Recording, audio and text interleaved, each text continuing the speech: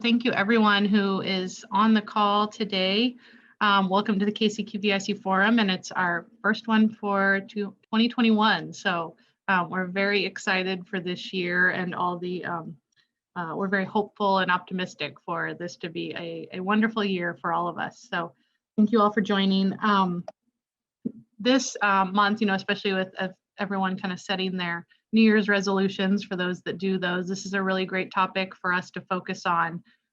Today we'll be talking about healthy lifestyles and the prevention of chronic conditions, which, but not besides, or in addition to, I should say, these New Year's resolutions, it's also, a very, very serious, thing for our economy. We have $3.8 trillion in healthcare costs attributable to chronic conditions, and it's the leading cause of death and disability in the U.S. And actually, roughly half of Americans, or 133 million individuals, do have a chronic condition. So this applies to so many people, and is such a costly and important thing for us to focus on in terms of prevention, and also in terms of just policy as well. So I'm just going to share a few slides for those of you who are new to the QVIC and would like to hear a little bit more about us. We'd like to do just a little bit of introduction before we kick it off to our speakers. And before I do those slides, I do just want to give one more note that in terms of logistics, everyone here is muted. If you do have any questions at all for any of our speakers,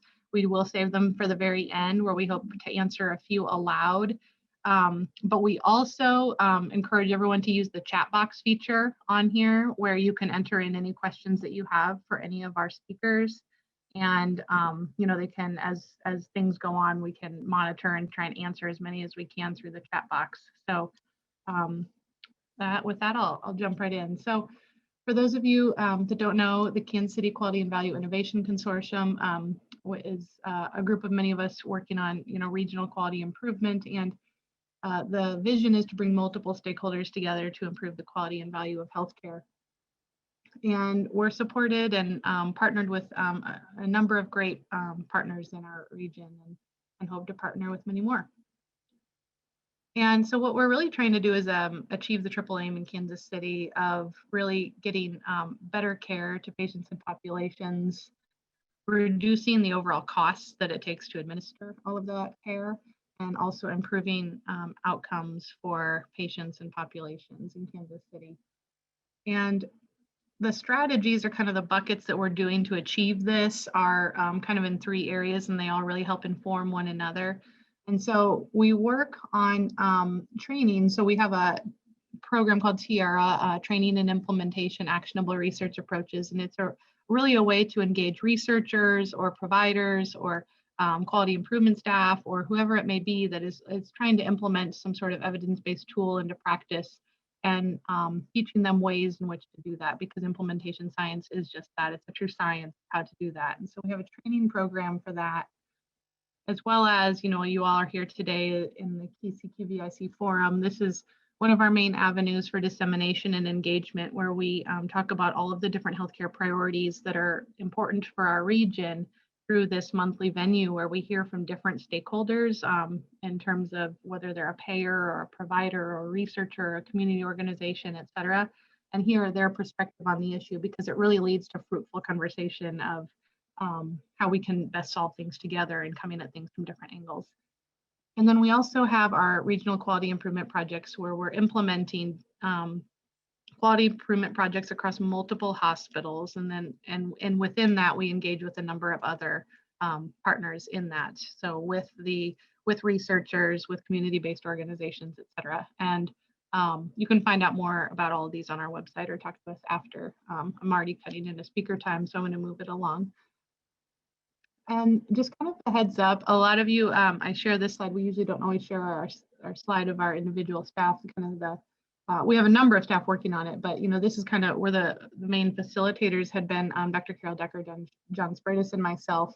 And just kind of an FYI, and letting everyone know, in December, Carol Decker retired after a wonderful career with us, and so she's off on the beaches now and enjoying retirement. And so we just kind of wanted to introduce everyone to Christina Pacheco, who is also on the call today, and you'll be seeing a lot more of her. So letting you know that she'll be joining us and helping facilitate a lot of the activities of the QBIC. And this is our schedule for 2021. So we have these up on our website where you can begin registering for these. But I also want to bring it up to you all, because if you know anyone that you think would be an excellent speaker from any of those perspectives I talked about, a healthcare payer, provider, researcher, community-based organization, patient, employer, we welcome all perspectives to come and share their voice on this topic. So if you would love to email, me after the fact, that would be great. We're open to hearing speaker ideas. And today, obviously, is healthy lifestyles and prevention of chronic conditions. And so that's all I have, and I'll stop sharing. And what I'd like to do is turn it now over to our first speaker today.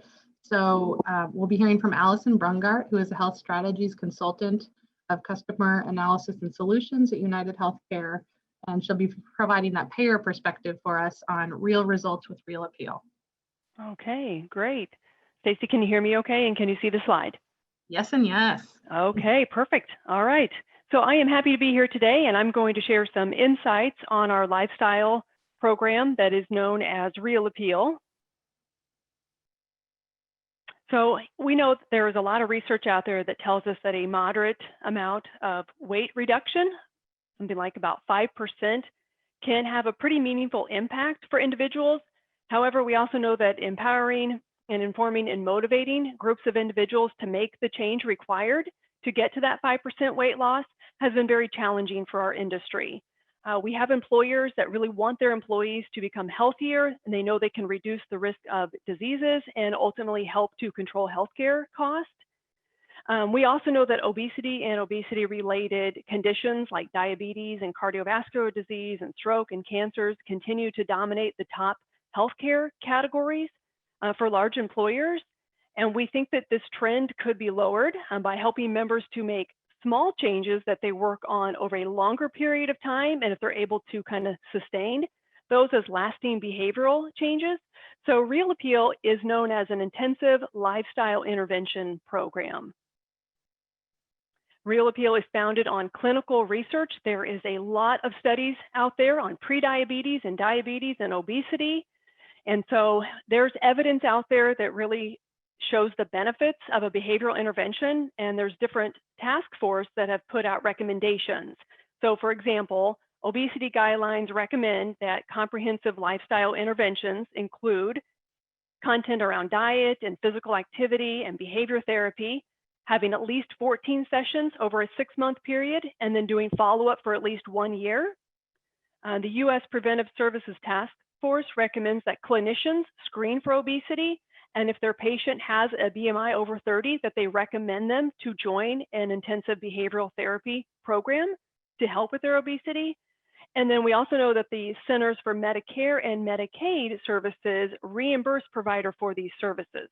So we know there's a great deal, a great need to have these types of weight loss programs. But the issue has always kind of been, as far as the barrier, has really been one of scale. There's just simply not enough individuals who are trained in this type of intensive behavioral therapy to help the number of individuals out in the workplace that we know could benefit from a program like this. So Real Appeal is actually a commercial program, and it is delivered online, and it helps to remove some of the barriers that we traditionally see in worksite wellness programs, like access and convenience, and of course, cost. So Real Appeal was launched in July of 2015. It is a 52-week program. It is accessed online from pretty much so anywhere. There's also an app for that. And the goal was to take everything that we've learned and all these evidence-based principles and all the studies that came before and wrap that up into a meaningful, engaging, fun, almost like an entertaining program that employees could join because their employer is sponsoring it. And one of the biggest benefits of Real Appeal is that it is sponsored by the employer. And so there is at no cost to the employee to get involved in this kind of behavior-based program. And to make it even better, from an employer perspective, they only pay for the sessions that the participants attend, and they have to be on track to lose 5%. of their weight. So when an individual joins Real Appeal, that is the goal, is to get them to lose 5%.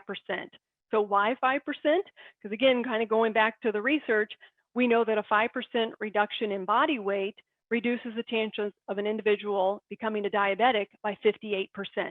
So that is really the goal of Real Appeal. And it, like I said, it's a commercial program. It's an intensive lifestyle intervention program with the goal of helping the individuals lose 5% of their weight and maintaining that. So it is a year-long program, and then individuals can stay in the maintenance phase of that program. Individuals get the online content, they get one-on-one coaching, they also get a kit that is delivered to their home that has the body scale, the food scale, they get the blender, they get a nutrition guide, they get Real Appeal recipes and meal plans, they get the exercise aids, and then they get their Real Appeal book, which is actually the program curriculum that they go through with their coaches. So as far as eligibility, Real Appeal is offered to, an employer can offer it to their covered employees, their covered spouses, and any dependent who is on the health care plan that's age 18 and older. So this can really be a family initiative. Now, the individual does need to qualify. So some of the kind of guidelines around BMI is if an individual has a BMI of 30 or more, that's an automatic reason to qualify to get into this kind of behavior program. If they have a BMI between 25 and 29.9, but they also have a comorbidity like diabetes, prediabetes, high cholesterol, high blood pressure, or they're a tobacco user, that also automatically qualifies to enroll in Real Appeal. But for some employers, they want to have kind of a lifestyle program that they can make sure that they could offer to everybody. So Real Appeal can be that, and employers can offer it to individuals that have more like a healthy or a not at risk BMI, and they participate at no cost. So it really is a great benefit for the employer to offer it to really their total population. Okay. So kind of what sets Real apart from some other kind of traditional programs is we know out in the marketplace, a lot of employers are just kind of been dissatisfied with some of the current programs that are out there. You know, they get about 1% to 2% enrollment. Some of the more clinical disease management type programs aren't getting quite the enrollment that the employer would like to see. And so Real Appeal is kind of a provider. Like I said, it's a commercial program. They are a provider. They are built to fulfill the U.S. Preventive Services Task Force guidelines to address diet and exercise behavior and willingness to change. So that does make it an intensive lifestyle behavior program. And it is billed as a medical expense. So again, no cost to the individual to participate. And it's a true what we call pay for performance program. So an employer can choose to offer this, and the employee, they could sign up and they can register, but if they're not actively participating and they're not working towards that goal of achieving a 5% weight loss, the employer doesn't have to pay anything. So again, true kind of a pay for performance model there. And then kind of the last thing is just a program that's kind of multi-year long program, group classes, one-on-one coaching, peer support, they get the app, they get all the tools that they need. And the idea is to keep them engaged year round, not just a short-term program. So I do want to touch just a little bit on the economics though, for individuals who may be wondering. I don't have it here on the slide with the results, but as far as the economics of the program, when an individual joins, they do go through an assessment, and that's $150. And then if the member is attending a session and they're on track to lose that 5% with their health coach, then a claim is triggered, and those claims cost $49 each with a maximum of 12. So the total cost for this program in a year for an individual to go through is $738. That is the max amount. When we look at the cost of a diabetic without complications, or a diabetic that does have complications throughout the years, or other comorbidities, of course, the cost is in several thousands of dollars. So most employers really see the benefit to offering this kind of a lifestyle program at a much lower cost, and keeping people from kind of transitioning over to becoming a diabetic. So some of the results that we have here are up on the screen. Again, we've been several years into the program. We do have some different cohort studies going on right now. One of them has over 620 1,000 individuals in it, with 80% of the people losing weight and 42% of those individuals meeting that goal of hitting that 5% or more weight loss, with an average weight loss of about 10 pounds for those individuals. And as of June of 2020, our entire Real Appeal kind of book of business, those individuals have lost over 3 million pounds. And of course, we cannot forget that kind of, behind all the data, behind the financial economics, these are real people, real members, real employees out there in the work site. And so to be able to highlight some of their stories, and the employer gets to see that part of it as well. And then just shifting gears, I did want to touch on two other kind of big initiatives that United Healthcare is working on to help individuals. The next one is called Level 2, and this is designed for people who are already living with type 2 diabetes. And it's really designed to give them some education, some kind of immediate feedback on their spikes in blood sugar. So it comes with the tracking device. They get the Dexcom continuous glucose monitor. It's at no cost to them. And they get the one-on-one coaching to help them understand how their activity during the day, what they eat, sleep, and other kind of total well-being, how that impacts their blood sugar spikes. And then they work with their coach to make a plan to help address that. So they have the constant feedback coming through that continuous glucose monitor, coming to the app. They can pretty much see in real time the food that they eat and how that impacts their blood sugar, but then also exercise and how that can improve their blood sugar as well. So it's really designed, again, for people who are type 2 diabetes, currently type 2 diabetes, and giving them some kind of instant feedback and some actions to take to help reduce their spikes in blood sugar. And you can see some of the results that we've had, which is a very small pilot group trying to reduce that A1C, trying to improve the amount of time during the day that those individuals stay in a normal glucose range, and then an elimination for medications, if at all possible. So again, this is a program we're rolling it out at United Healthcare. We fully believe in it. We're offering it to our fully insured book of business right now in 27 states, and then self-insured customers who want to add this as a benefit for their employees, they can do so. And then the last program is really an exercise program, and this too is that constant feedback called Motion, where individuals actually get to earn money based on a walking program. So based on steps that they take during the day, if they hit certain goals around frequency, intensity, and tenacity, they get money deposited into either a health savings account or a prepaid debit card, or if the employer has opted to offer a health reimbursement account. So by doing the exercise and walking, syncing up their device, again, they're constantly getting that feedback during the day of basically incentive and money that they're earning into an account. And we've seen lots of good results with this as well. Participants are getting about 12,000 steps a day versus your average Fitbit user gets about 8,000 steps a day.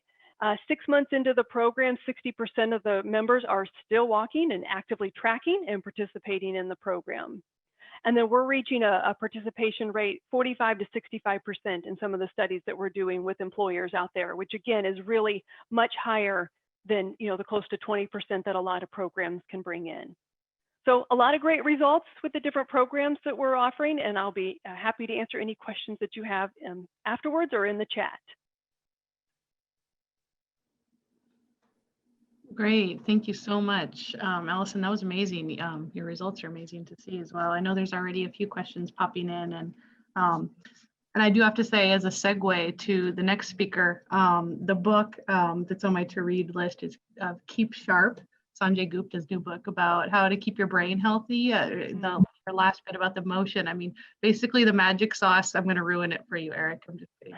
Is do a lot of walking while talking with someone that you want to share your problems with. There's long life tips there. Anyway, but just kidding.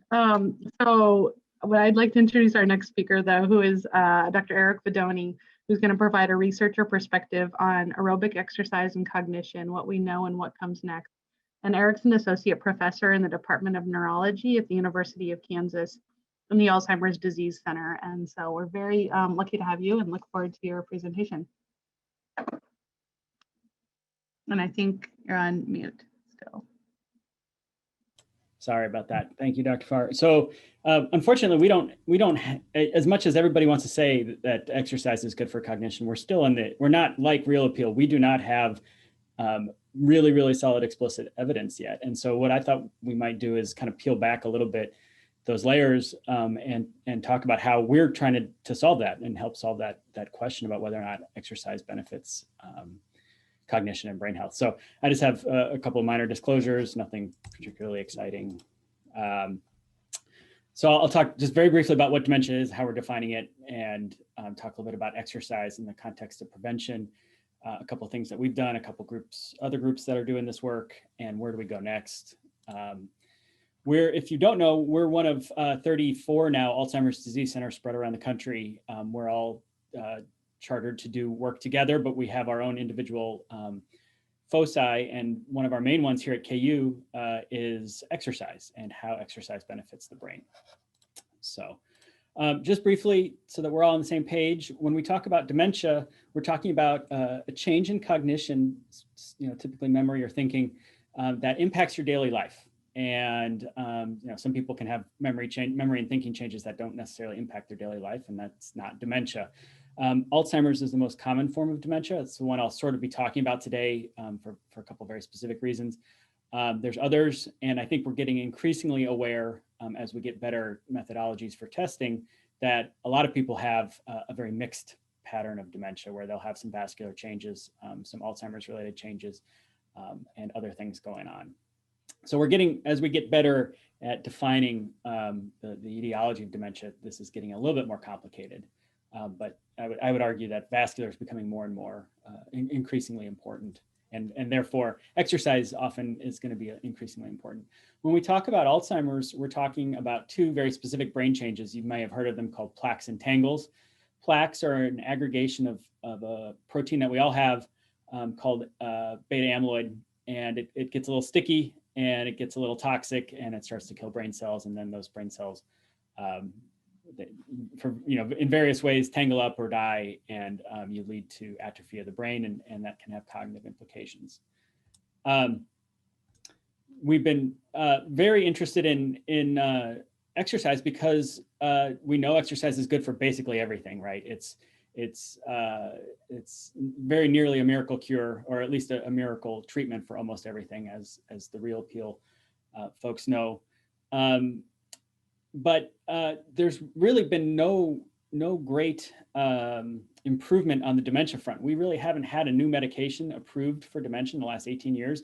There was one a couple years ago that's a combination of two old ones, but that's about it. We don't have any disease modifying drugs, and at least in animal models and some of the kind of observational evidence, exercise is really good for the brain. It looks to be really good for the brain, but it's hard to obviously tell things from observational studies and animal models. And we've had a very long history now of clinical trial failures. There's been a lot of news lately about a possible drug that might be approved, but the data are still a little bit out there and not entirely convincing. So at the ADC here at KU, we've wanted to look at both new medications, but also new approaches, and exercise is certainly one of those approaches. I think I'm doing okay on time. So I'll just mention that there's a lot of, as I said, a lot of good evidence, observational evidence. This is a study, I believe, out of Scandinavian country where they looked at older adults who either exercised 3 times a week or did not exercise 3 times a week. And then the incidence of dementia in those individuals. So everybody started out being dementia free, and as those lines drop, it's more and more individuals experiencing dementia. And what we see in this gap here between those who did and did not exercise is sort of a delay of dementia onset.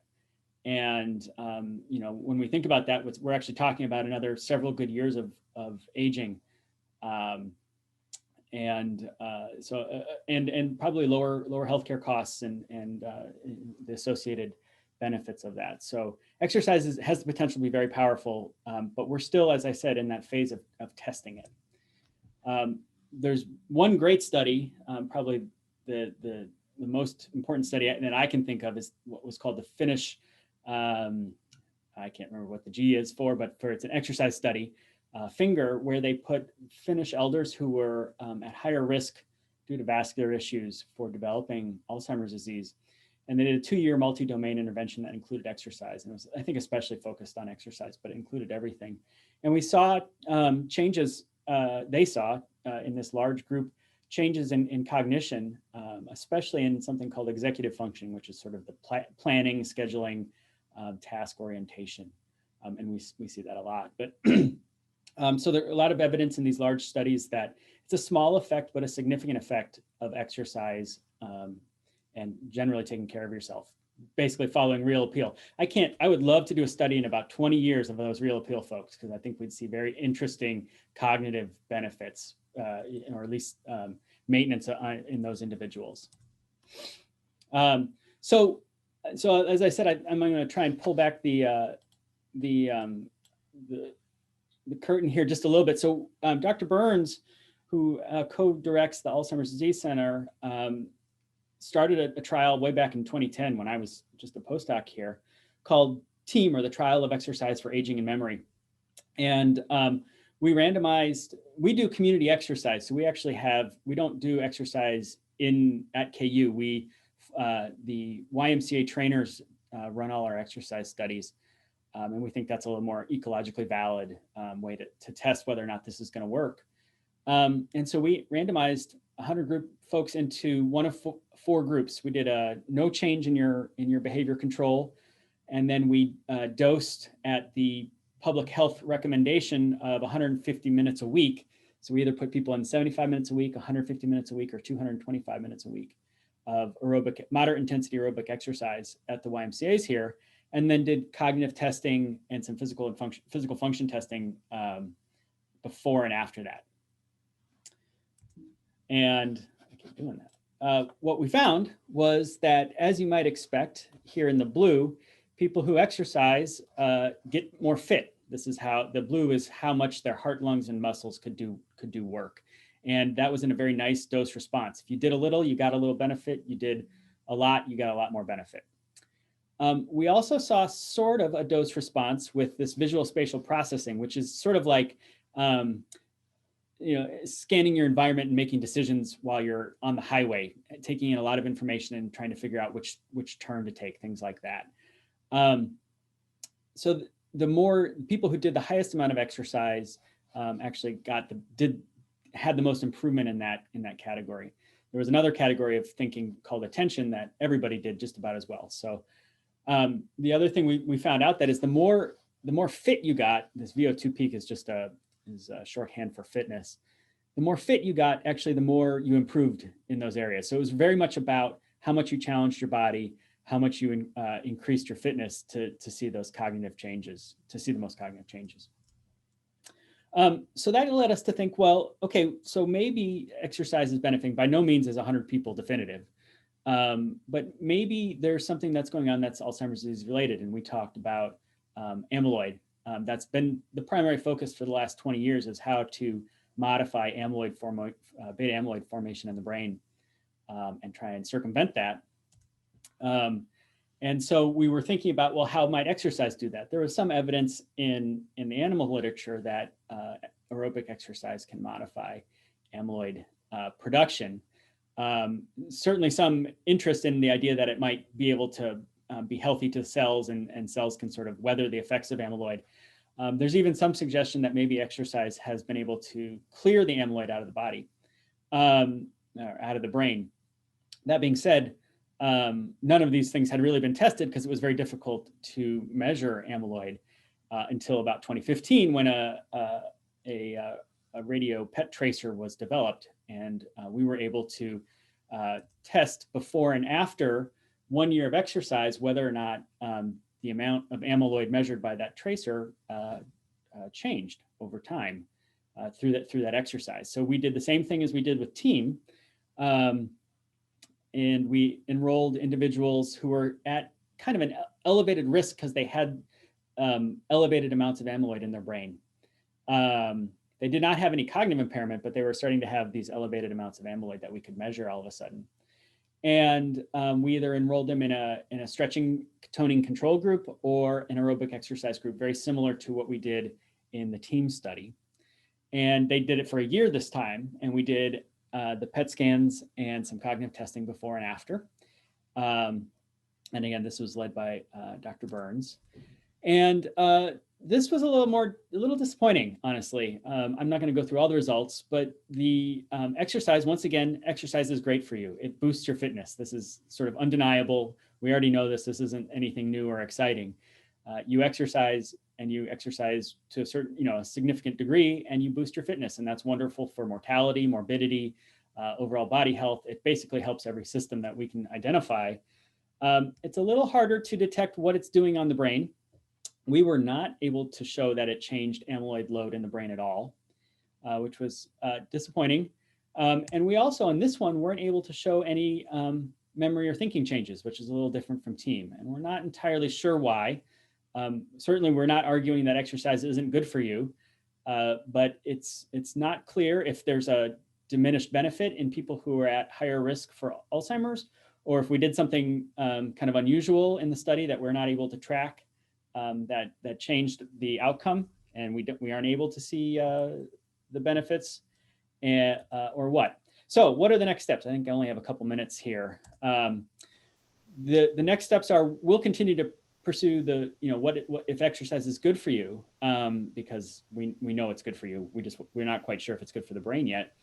One of the avenues of that is blood pressure control. One of the few wins that the Alzheimer's field has had is in blood pressure control, and the SPRINT study, which was designed to look at aggressive blood pressure control for morbidity, mortality. A group did a smaller set of looking at cognitive changes with folks, and noticed that people who had that blood pressure control, good blood pressure control, actually had lower incidence of the kind of earliest stages of cognitive impairment. So blood pressure control is a major focus. It's a study that we're doing right now. We're doing other exercise studies ongoing. We're also, just as briefly to talk about, we're trying to figure out how to promote exercise for overall health in older adults. Something a little bit like Real Appeal, although not quite certainly not as sophisticated as what they're doing. But we have both studies that put people into manualized exercise programs, give them lots of tools and online education. They can sign up online for some of our stuff. So we're trying to think about how to make that work, how to promote it, should exercise really be proven to be excellent for cognition, which we certainly hope it will be at some point here. So I think the take-home messages for us are always be telling people that exercise is great for you at any age. It may benefit cognition in some people. We still don't have kind of the perfect line on that. There are some big studies that we're a part of here that are ongoing to definitively test exercise. And if any of you are researchers out there or have questions, we have lots of data that we'd love to share. So get in touch with me. I think I made it under 15. Great. Thank you so much, Dr. Bodoni. That was really, really interesting. Love hearing updates on what you guys are up to. It's such a great group there. So thank you. So I didn't have the magic sauce. It's not exercise cures all. Might cure a lot. All right. So I'd like to introduce our next speaker. Now we'll be hearing from healthcare perspective. So we'll be hearing implementing chronic disease self-management in the Kansas City community, going beyond the walls. And we'll be hearing from Orvie Pruitt, who is a program coordinator with the Kansas City Regional Arthritis Center, or KCRAC, at St. Luke's Hospital. So the floor is yours, Orvie. Thank you for allowing me to present today. First and foremost, I wanted to talk about the Missouri's Regional Arthritis Centers, and we're part of a statewide network that's run by the Missouri Department of Health and Senior Services, also part of the Missouri Arthritis and Osteoporosis Program. There are 7 centers listed on the screen here, and we are geographically placed throughout the state of Missouri, depending on the density of the counties. So we literally cover every county in the state of Missouri. To give you a little history of the RACs, they were established in 1984 by Missouri legislation.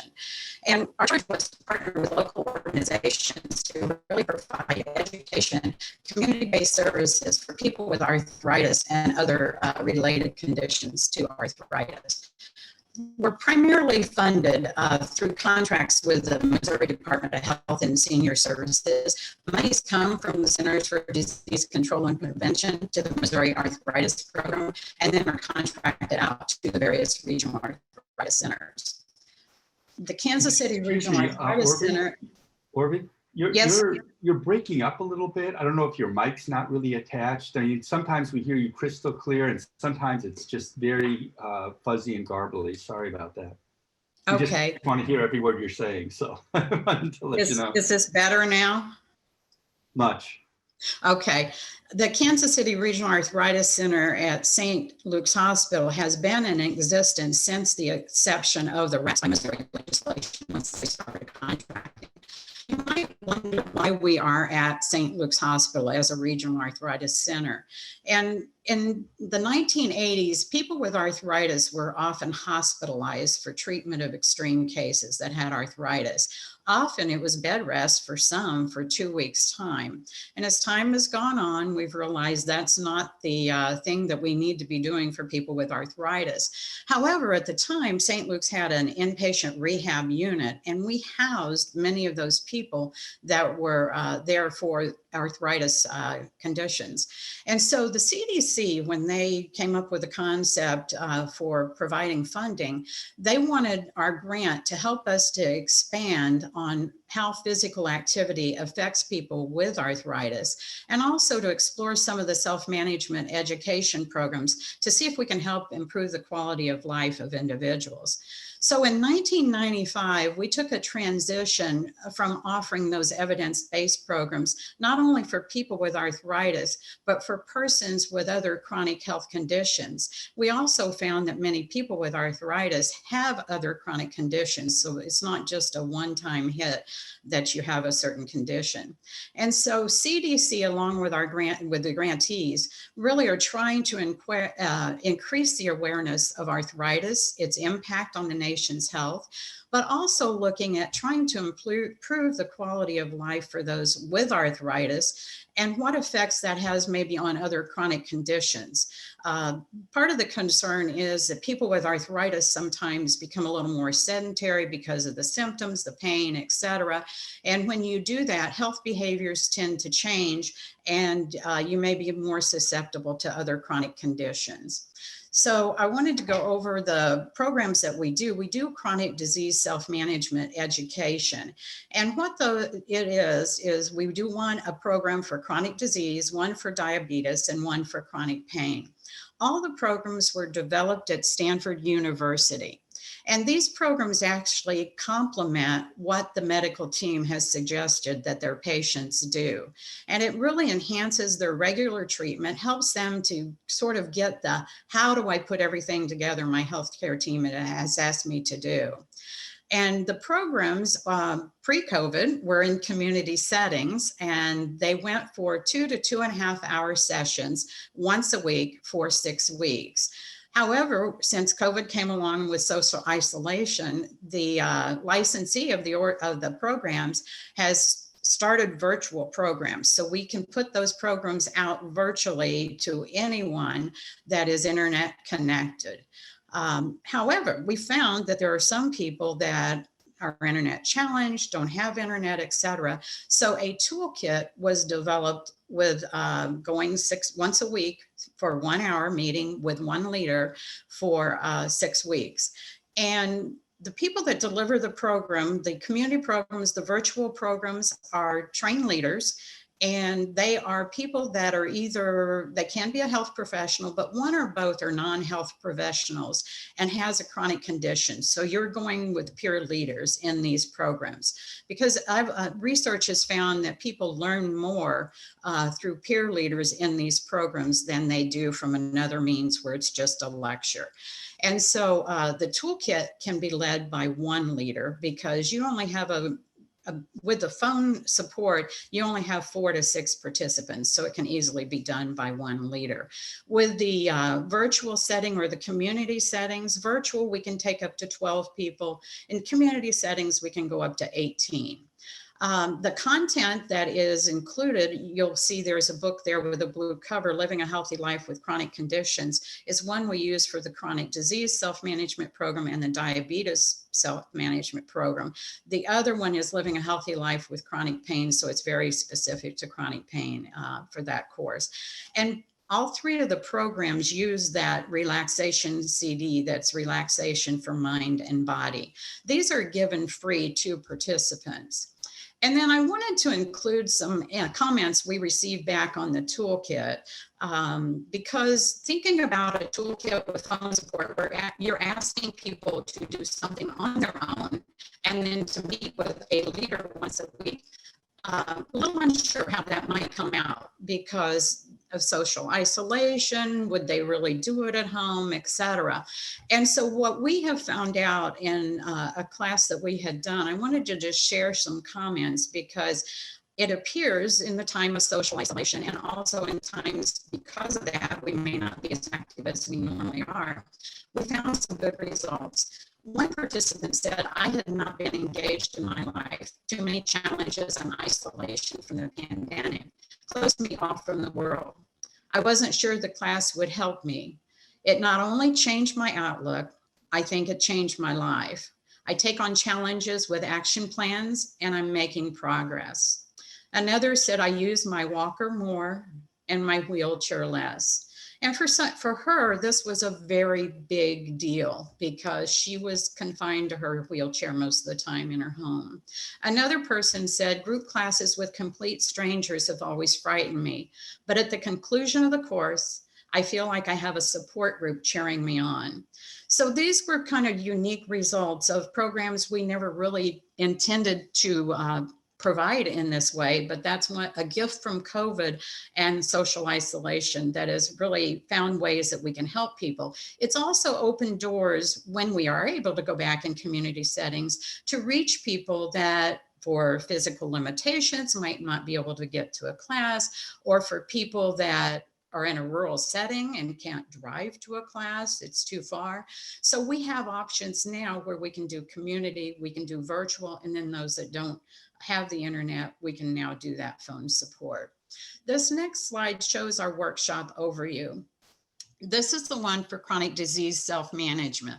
And you will note about the fourth line down, making an action plan is really something that is focused on 5 of the 6 weeks of the class. The 6th week we focus on it, but the first 5 weeks, they're making action plans that they can accomplish between that week and the next week.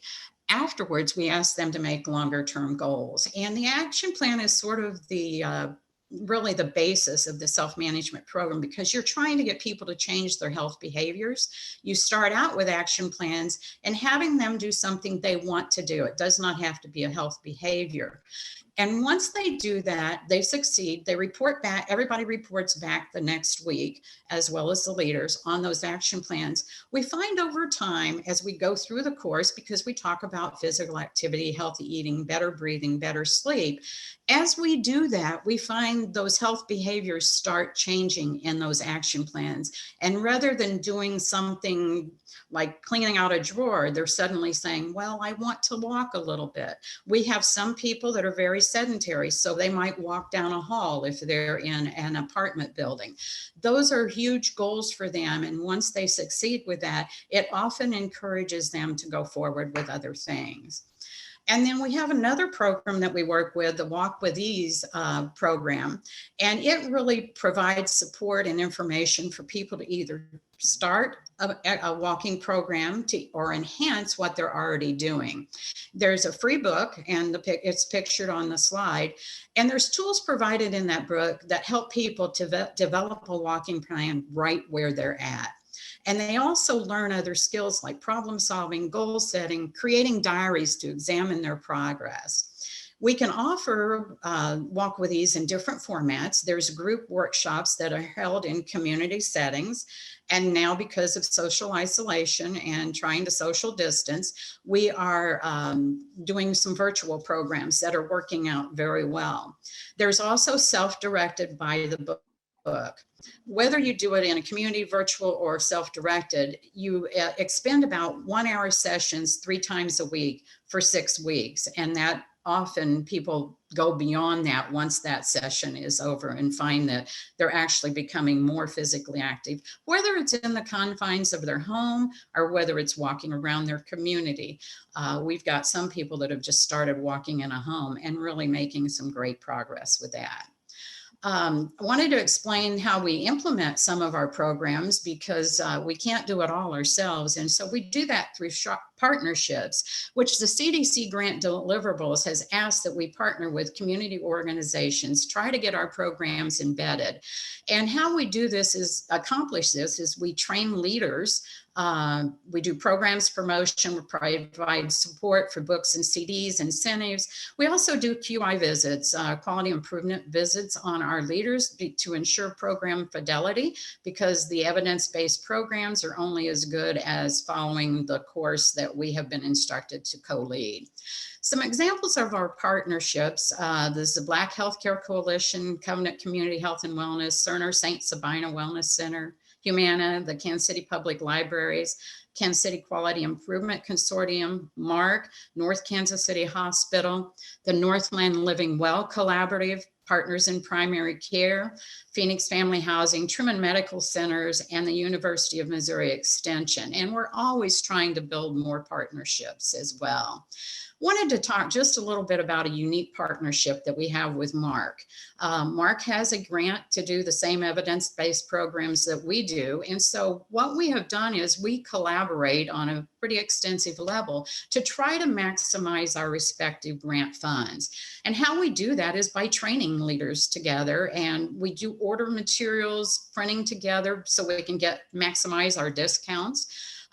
We promote scheduled programs or classes together and for both grants and promote those. We strategize on ways to expand programs, really to improve the quality of life for the people that we serve in the community.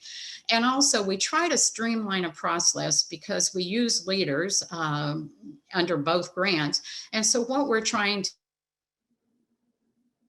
leaders so that they can contact either myself or Tane Lewis with MARC, so that we're really coordinating efforts and trying to maximize those grant funds by reaching the most people.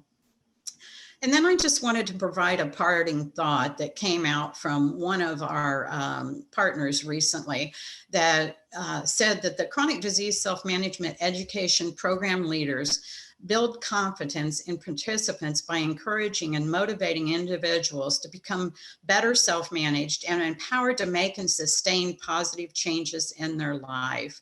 The momentum builds and the positive impact ripples to their families and improves community health. And I just wanted to expand on that a little bit because we do see this when we have a participant in a class. Caregivers are welcome, so anyone can take our classes. But it does have a ripple effect to the people that care about them.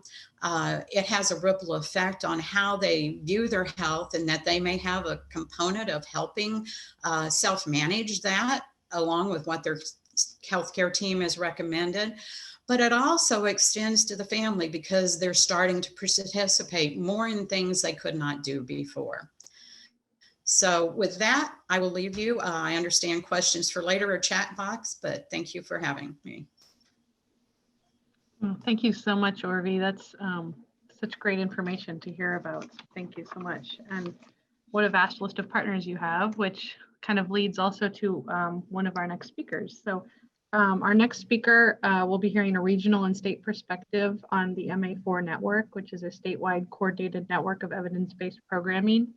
And we get to hear from Erica Selesky, who is a health policy consultant with ES Advisors and does a lot of work with the Mid-America Regional Council. So Erica, the floor is yours. Okay, thanks, Stacy. There we go. Thank you for having me today. I'm happy to be here. In my role with the Mid-America Regional Council and Missouri Association of Area Agencies on Aging, I'm the project director that helped to build their statewide network. And so this presentation will focus more on the statewide structure that was developed to bring new revenue sources into communities and partners who deliver the programming to sustain and expand evidence-based programming across the state. So what is the MA4 network? Well, it's a statewide network of area agencies on aging across Missouri that deliver coordinated evidence-based programming through strong regional networks. So each area agency on aging in their region builds partnerships with regional arthritis centers, with other community organizations, with their own staff to deliver the programming. And there's a central administration and oversight body, currently now the Mid-America Regional Council for the state, that provides central administration to assure quality. It has financial management functions, oversight. It coordinates statewide training efforts. It assures operational fidelity. So this network's a little bit different because it's contractually based from top to bottom. The area agencies on aging operate under very clear contractual guidelines for delivering the programming, and then so do the subcontractors or organizations that deliver the programming for them. The reason that we look to develop in this statewide network is for many of the reasons that you are all aware: a changing healthcare environment driven by an increase in older adults, shifts to value-based care, and a focus on social determinants of health to kind of, as Orvie said, move beyond the clinical walls into the community and address some of the barriers and access to care. We've seen a deeper challenge in Missouri in terms of the impact of chronic disease as well, especially on older adults. So 95% of Missourians aged 65 and older had one of 13 chronic diseases. More than 80% had at least 2, and 65% had at least 3. Nearly 7 of every 10 Missourians who die each year die of a chronic disease. Missouri ranks 44th out of the 50 states for hospital readmissions among Medicare enrollees. And so our solution as a network of AAAs across the state was to build a statewide coordinated system to manage chronic conditions, reduce costs, and improve quality of life. How does the MA4 network work? So this is really the kind of crux of the presentation. And I think that's really critical and important aspect of our network is that we have this network hub, which is right now the Mid-America Regional Council. And as I said, they really are the kind of control center or brain center of the network. And they contract with area agencies on aging who are the network partners. And they operate under contracts to deliver chronic disease, self-management, other evidence-based programming in a HIPAA compliant manner. And they're required to meet very clear contractual standards. And the AAAs or network partners then contract with chronic disease self-management education providers in the community who deliver workshops to participants in their community. The network hub in its role will contract with health providers or health payers to streamline access for these health payers to these strong regional networks that has helped AAAs build and oversee to clear quality standards. And so it streamlines that access, and the goal is to bring new revenue into the community to sustain these programs. And so health providers or payers would refer patients through the network hub, and then who would then manage the referral process into workshops in the community. And in return, the network hub is managing data and can report on workshop performance and workshop outcomes. The key partners, besides the area agencies on aging and community organizations across the state, are the University of Missouri Extension, who has faculty in every county. So it really helps the area agencies on aging to have statewide access to reach every county in Missouri, as well as the regional arthritis centers. We also work really closely with the Missouri Parks and Recs, especially in the Kansas City area, to help promote and deliver programming as well. Programs that we offer are similar to the programs that the regional arthritis centers offer. We offer chronic disease self-management, diabetes self-management, chronic pain. We offer an adaptation of chronic disease, which is a workplace adaptation. So it's delivered in a modified settings, and it can be offered in workplaces throughout the state. It's 1 hour long and can be offered during the workday. And then Tomando, which is a Spanish language and cultural adaptation of chronic disease self-management. And so why would someone want to contract with the MA4 network? Our goal is that one contract for statewide access to strong regional networks would be enticing. So it would be simpler for referral, simpler for administration, simpler for contracting, instead of needing to contract with many different community organizations or all of the different AAAs. There are clear contractual standards already existing within our network that then allow simpler contracting, referral, central administration oversight, quality assurance, the ability to collect data in a streamlined ability to collect data under clear workflows and reporting guidelines, and then ongoing training and support that the network hub or lead entity can provide to assure that there is sustained capacity to deliver the programming throughout Missouri. Value studies have shown reported better health. I know Orvi got into this, explained a lot of this, so I'll move quickly. They had more energy and less fatigue, exercised more, fewer social role limitations, more psychological well-being, better partnerships with their physicians, and some have seen reduced hospitalizations, ED visits, and costs. I'd like to give a real life example. Because I think as one of the quotes that Orvi read about how difficult social isolation has been, especially in the pandemic, is that one of the outcomes we really do see from these programmings are the impact for those who are socially isolated. And so, the impacts are broader than just chronic disease self-management alone. So this is the story of Ben, and I'll read this because I don't want to mess it up. He was a 51-year-old man who came late to the first class, and he wasn't sure he wanted to stay. So he was dealing with grief and family issues. Privately, he told the facilitator his mom had just passed away and his brother was depressed and with him. Although he was seeing a counselor and had a doctor, he felt stuck and depressed. The facilitator later learned he had been contemplating suicide.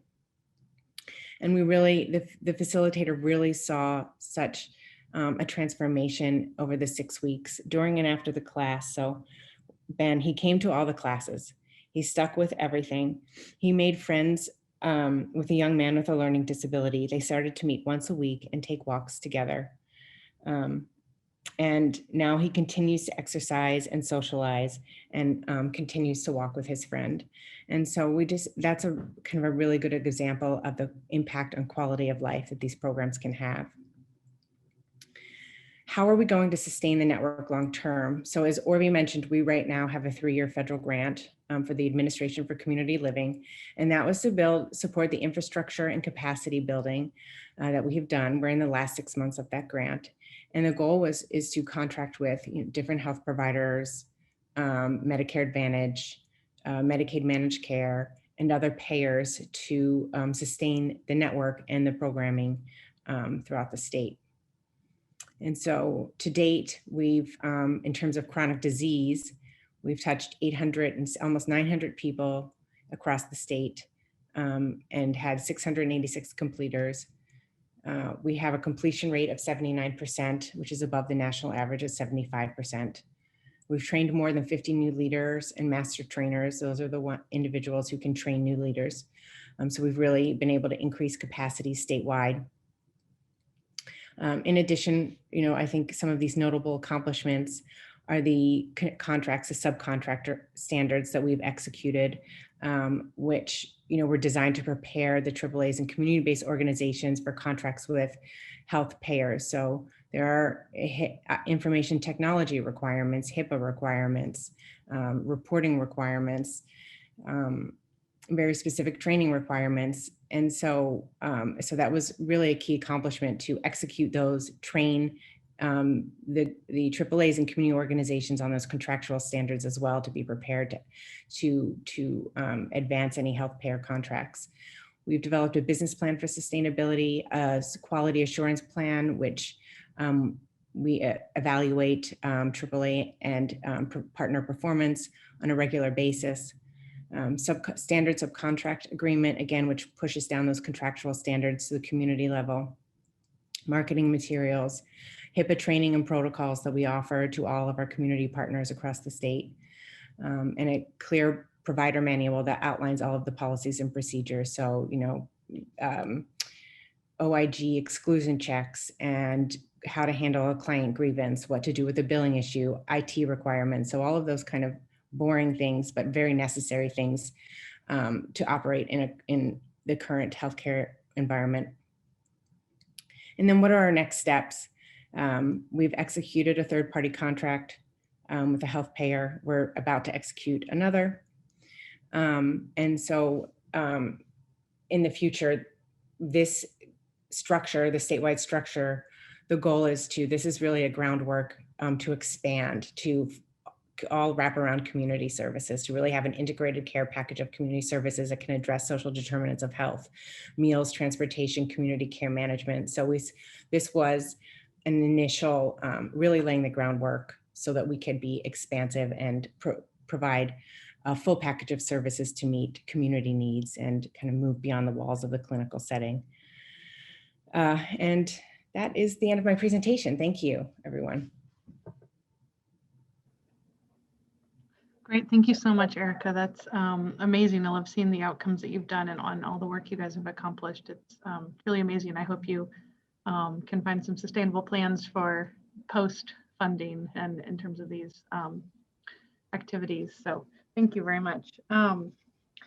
Next, I'd like to introduce Cale Martin and Jeanette Roan, who are project manager and manager respectively of the Community Health and Career Outreach for Community Health Strategies and Innovation with Truman Medical. And they're going to share and provide us kind of with the community-based organization perspective, talking about Healthy Harvest mobile market and strategies to improve the health of our communities. So thank you so much. We've had you in a previous forum, I think a couple of years ago. So we're very delighted to have you back and hear what you're up to. So the floor is yours. But yes, thank you for having us. My name is Cale Martin, project manager with Community Health Strategies and Innovation team. Joining me are my colleagues Raquel Garcia and Janet Roan. So we'll get right into it. We want to briefly just discuss a quick summary of our department pre-COVID. But then once COVID hit, we had to change course rather quickly. So we want to provide a quick overview of our COVID response.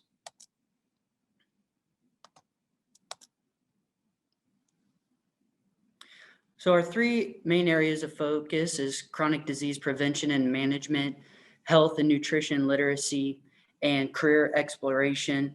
Oftentimes, the three branches within our department that focus on these will be working independently, but oftentimes we are collaborating and really working to provide a 360 holistic approach to community health. And really, our main goal is taking healthcare outside the four walls of the hospital. And we do this by relying heavily on our community partnerships. We have a really strong partnerships with many organizations in the community, and that allows us to really implement impactful programs and initiatives that really meet the needs of the community. So one way we do this is through nutrition education and nutrition literacy, and we use the Healthy Harvest mobile market for a lot of these programs. This was TMC's frontline approach to combat chronic disease through nutrition education and advocacy. But we also refer to it as a classroom on wheels. So before COVID, we would have our scheduled stops where we would sell fresh and affordable produce to different areas in the community, focusing on food deserts and areas that experience high levels of food insecurity. But we refer to it as a classroom on wheels because aside from just the produce, we really push a lot of nutrition education, whether it's recipes, but also just tips on how nutrition can affect chronic disease. And so in 2019, we served 28,000 community members. And then we did a lot of school programming as well, where the bus would park outside of a school The students kind of treat it as a field trip. They're able to come onto the bus, interact with our team, learn about different fruits and vegetables. And that was something that was really fun for us. Janet, do you want to briefly review the different photos we have? Can you hear me?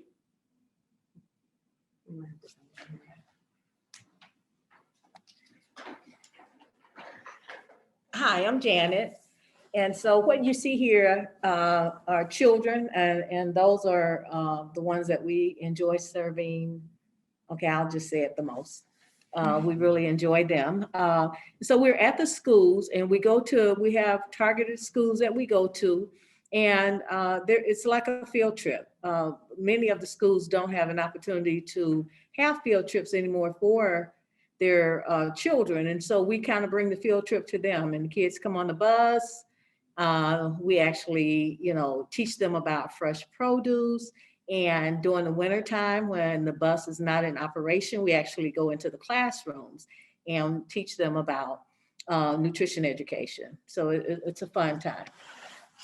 Thank you, Janet. Then we also have the community health education portion of our team, which Raquel Garcia leads. Raquel, do you mind sharing? Hi guys, this is Raquel. So my department is community health education, and we have wellness connections. That was pre-COVID that we focused mainly on our wellness connections.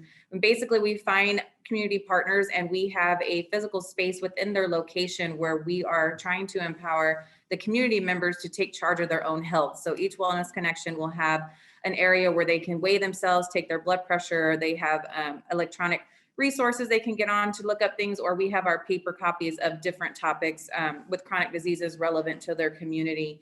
And so we will go there throughout the year to do certain programming, whether it be a weight loss challenge or just whatever it is that area is specifically challenged with, we will address that specifically with that partner. So it'd be different for, say, our Literacy KC location, where they're mostly immigrant and refugees. We will tailor it to their level of reading and to their language. Our team is fortunate to have several languages employed. We have about 5 languages minimum, so we will try and translate as much as possible so that we can be the most effective. Under my department too, we do partner with Orbi to provide the chronic disease self-management and diabetes self-management and hopefully pain management here soon. So we go out to those different community partner sites and provide that in-class training on site. We also do a lot of different kind of health fairs, health education in person. And we also have different, well, now that it's post-COVID, and we will get to it here in a minute, but we have our mobile units. So we're able to take education anywhere we are needing to, but we will do that education inside as well. We're also able to work closely with the Healthy Start program, which is administered by Nurture KC. And so it shows kind of the unique partnership with Nurture KC, the nurse that's on our team as well. And she also works very closely with Women's Healthcare with different services, alleviate healthcare obstacles in the community, provide women's health education, and really look at women that are at risk during pregnancy and just providing them the education that they need after their doctor's appointment to always be that consistent support. So here are different goals that we've identified for the program to really look at different gaps and barriers as it relates to prenatal and postpartum and newborn care, and then identifying the families that are high at risk for infant mortality. The career exploration portion is with our education services team. This is always kind of fun because we get to work with middle school and high school students, and they can look at all the different careers in healthcare. It's a way for us to really cultivate diversity in health professions. We often say that a hospital is like a city. So we all know about the doctors and the nurses, but students don't think so much about the electrician or the security or the PR and marketing. And then all the different allied health careers out there that might require certification or 2 years of schooling. And these are high paying jobs that are in high demand. And so it's always fun to have the students here at the hospital, showing them different hands-on activities. They're able to speak with TMC professionals. So they learn that, need to graduate high school. That's extremely important, but it's never too early to think past high school and what might be next in your career. So here's just a couple of photos of the students doing casting workshops and some other hands-on activities. And then lastly, before we get into our COVID response, Your Health is Your Wealth is a program our team is really excited about. We partnered with Lincoln Prep High School to supplement their health class. And so 1 day a week for 12 weeks, our team and other TMC professionals introduced different healthcare topics, everything from sex education to sleep health to behavioral health, nutrition education, and career exploration. So it was a great way for us to really kind of bring that 360 holistic approach as a team. So the students really understand kind of the link between poverty, health, and education and how it all correlates. The students really like to have us in there aside from maybe their health teacher because we're experts in the field. We kind of present the information a little bit differently. And the Lincoln Prep High School teacher and administration really enjoyed it. So we look forward to expanding this curriculum. And here's Raquel in front of the class presenting. It looks like that might be sleep health, I believe. Here's some students that finished at the end of the year and they all got certifications. Or certificates, I should say. So then COVID happened, and even though that was about a year ago, sometimes it seems like yesterday, sometimes it seems like 10 years ago, but we knew that the need was even greater in the community and that there might have been a reduction in some services just because COVID presented so many challenges for so many. So we really wanted to focus on nutrition. We really wanted to focus on education about COVID, and we wanted to get out into the community and actually administer COVID testing. So we changed our model a little bit with the Healthy Harvest mobile market. We weren't going to go and have our normal stops and have people on the bus and sell produce. So we quickly, through our community partners, were able to go and unload right at the community partners, or sometimes community partners would come to the bus that was at Truman and be able to pick up bags of produce and boxes of produce. And then they would disseminate it through their food pantries. Some would go door to door. And it was really important in that time when everyone was sheltering in place, afraid to go to the grocery store. This was something that was vital to a lot of families in Kansas City. So earlier I said, I believe there was 26,000 community members we served in 2019. Well, in 2020 with our COVID response, we served nearly 90,000 people. So that's something that we were really proud of. And then the education piece. So we send weekly emails to all of our community partners on COVID because there's always updates, there's always new information, there's a lot of misinformation.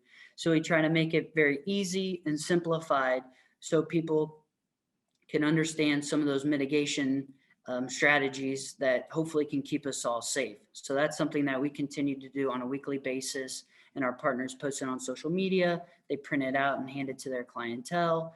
It's something that they find really beneficial. And here's a couple other formats that we use. Tip of the days, cold versus allergies versus COVID versus flu. And then the COVID-19 test site. So our team helped lead 25 mobile test sites. I believe TMC Lakewood in Eastern Jackson County, they also administered several community test sites as well. But Truman Medical Center was the first healthcare entity to really take the COVID test on the road. And that was really important for us to ensure that the most vulnerable could have access to the tests. So they didn't have to worry maybe as much about transportation, making a doctor's appointment, whatever it may be. Again, working through our community partners, we're able to go to where they were, look at the hot spots in Kansas City at that time. And we administered nearly 1,000 COVID tests.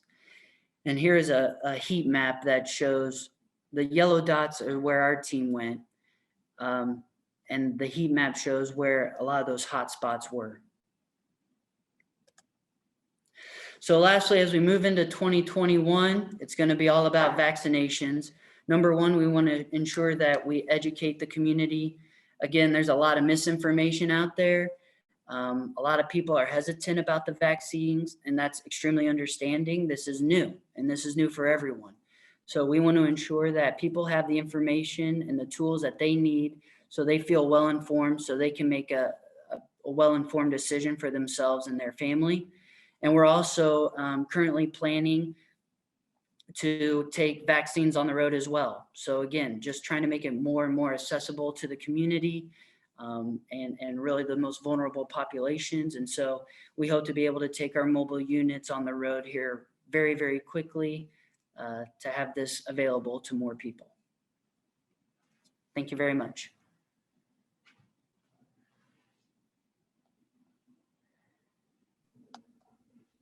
Great, thank you all so much. I think that's one of the first times in the last few months where we've ended on time. So good job to everyone else because I was over.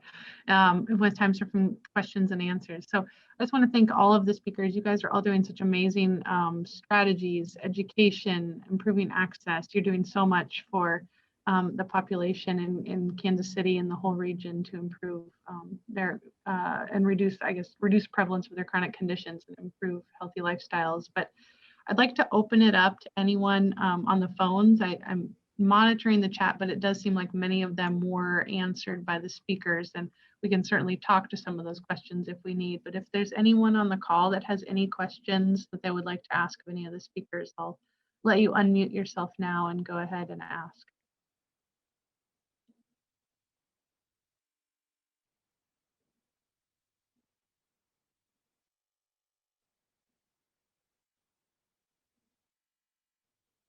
Everyone shy? Someone's got a burning question, I know it. You're free to ask. Otherwise, I guess while we wait, I think it would be helpful, maybe, I don't know, Allison, if you would like to summarize even where you're at. I think that was a really great question, just to kind of understand about Real Appeal and the work that you've done, kind of estimating what a return on investment would be. I know you summarized some in the chat box, but I think kind of verbalizing that for the group might be helpful. Yeah, sure. So I get a little feedback there. Can you hear me okay? Mm-hmm. Okay. Yeah, so I did give just a brief summary in there. We did a 2-year ROI look, and we're looking at participants in kind of a cohort group from the date that they registered for Real Appeal, and then we're going out 24 months. So as you can imagine, our population does tend to get a little smaller as people maybe come off of their employer's health plan. They're no longer a United Healthcare member, but for that group that kind of stuck with it, and we had claims data going out 24 months past their Real Appeal registration date, we're showing an ROI of 1.5 to 1. And that was kind of like a 2-year study. And then we kind of extrapolated that out to kind of look at what do we think we're looking at in savings for a 3-year, and we're at 7.8 million is what we were anticipating. And I had mentioned in my reply that we are getting ready here in a couple of months to release our 3-year analysis on that cohort population of looking at people who register with Real Appeal, stick with the program. We got 24 months, so 2 full years of healthcare data. One thing I also wanted to point out, I brought up, we actually have a white paper on the ROI, is when the participant engages longer in the program, the medical healthcare savings grows.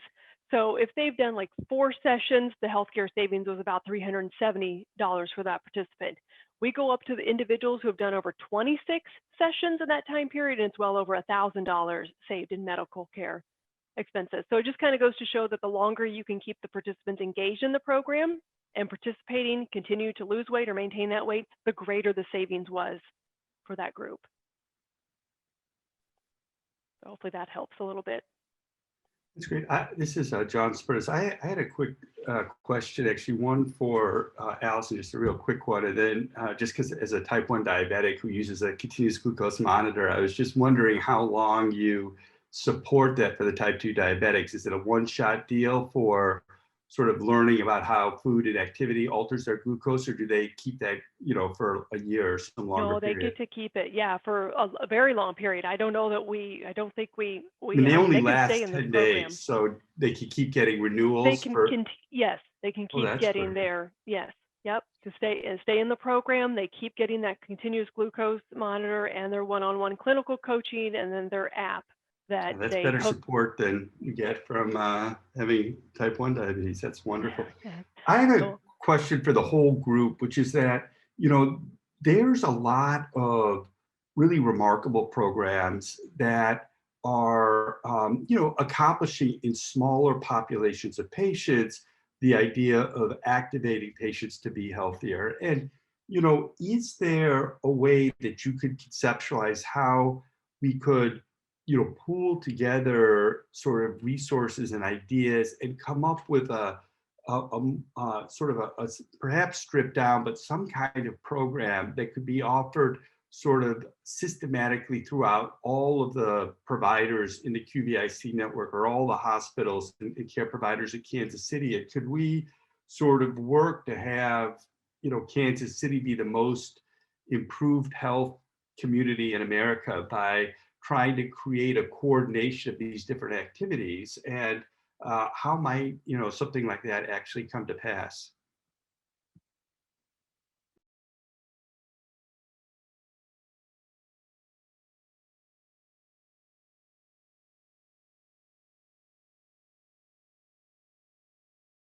I guess this is why, Stacy, nobody wanted to ask any questions, because none of the speakers wanted to come forward. But I just think it's an interest. I mean, we do have lots of areas with green space. We have ways to, the sort of healthy food programs that Truman has is remarkable. I mean, I just wonder if there isn't Mhm. some opportunity to create like a committee to start brainstorming about how Right. to pool some of these resources and come up with a more coordinated preventive healthy lifestyle strategy in our region. This is Erica. I just wonder what role the Managed Services Network could play as a coordinating entity of community organizations and different programs and services in the region. It's a similar kind of network to the MA4 network, but regionally focused. They offer evidence-based programming, and they work with a network of community organizations to do that as well.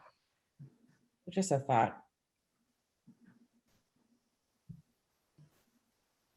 Yeah, those are great thoughts. Yeah, we've been engaging with the Managed Services Network through, particularly with heart failure, and trying to get vulnerable, patients access to services and evidence-based programming. But that's a great way to think about, could that be the vehicle by which there's one hub, that you know so well, Erica and James also on the call, to, kind of think through how can we have this as a broader offering. Because yeah, I think to echo what John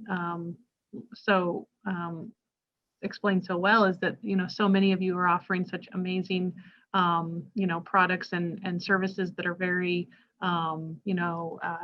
education, access, and, individual behavior change kind of interventions or offerings. And how can we then take and compile those to maybe in a way engage with providers and hospital systems and kind of offer these, this menu or these offerings in a way that's more, systematic, so that we're making sure that all eligible, individuals are able to, enroll in or access these services. I think that's great, because that's really what we want to do is start, thinking outside the box and how we can really make huge impacts in our region, and just elevate the success of everything that all of you are already doing so well.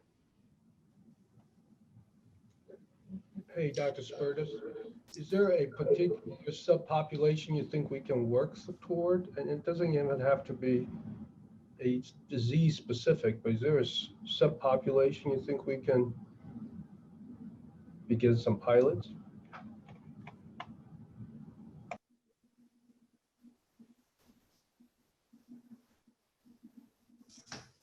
we'll explore, I guess, John's answer and thoughts maybe in a little bit.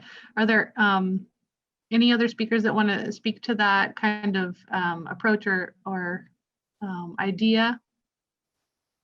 This is Orvie. I think it's a great idea, and certainly we're open to that. What we do now is we partner with a lot of people just in reference information. So if we hear of other programs that are benefit to the community, we certainly cross-refer into other programs. And we try to tell participants in our programs when we know of other programs that might be of benefit, not just the ones we're charged by CDC to do. And we've partnered, I might just expand a little bit, we've partnered with University of Missouri Extension because they have a program for healthy eating with diabetes that they do. And so what we've done is we will do our diabetes self-management program. After that's done or before, we will have one of those people or two from the University of Missouri Extension do a cooking program when we can meet in community settings. And we would actually have healthy food and show them how they could make a meal with limited funding, but yet a healthy meal that's diabetes friendly. So we've done things like that. We've certainly partnered with Truman. Sometimes they'll have their mobile market come by when they could after a particular course or something. So we try to partner in avenues where we know that it's available. Definitely. Yeah. And we'll, you know, we'll strategize. I mean, that could be a great opportunity too, to engage with the QVIC so that we could help potentially with some of that coordination across all programs and help, you know, reduce some of the burden on, you know, the individuals that are, you know, thank you for going above and beyond, or, you know, but, you know, who have, you know, other delivery of your own services and programming to do. So this could be a way to make a greater impact in a coordinated fashion. So a great idea. And any other last questions from anyone or comments from any speakers? Otherwise, I know I want to be respectful of everyone's time, so we are at time, and I just want to thank all of you for all the work that you continue to do for everyone in Kansas City. Every single forum that we have, it's just I think, you know, it's eye-opening and inspiring to hear all the tremendous impact and great work that everyone's doing, and we're just looking to help you know, elevate your efforts and hopefully contribute to making those impacts even larger. So we hope to see you next month, where we'll be talking about COVID vaccine allocation and the ethical implications. We have a really great lineup, and we're almost done with the speaker list there. So please do join us, and thank you all so much.